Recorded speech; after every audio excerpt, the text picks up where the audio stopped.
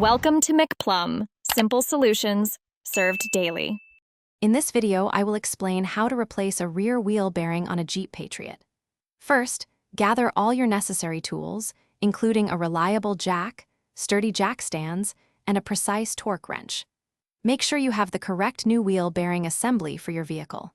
Always park your Jeep on a completely level surface and firmly engage the parking brake for maximum safety before you begin any work. Next, we will begin the disassembly process. Start by loosening the lug nuts on the rear wheel while the vehicle is still on the ground. Then, safely raise your Jeep and secure it firmly using two sturdy jack stands.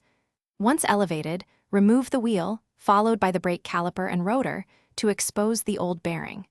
Finally, carefully disconnect the anti-lock brake system sensor wire from the old unit. Now, let's install the new wheel bearing. Begin by thoroughly cleaning the mounting surface to ensure a proper fit. Carefully position the brand new wheel bearing assembly into its housing. Reconnect the anti-lock brake system sensor wire securely to the new unit.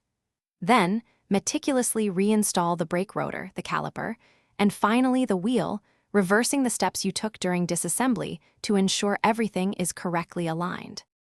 For our final steps, it is crucial to tighten all lug nuts to the manufacturer's precise torque specifications, typically around 100 foot-pounds.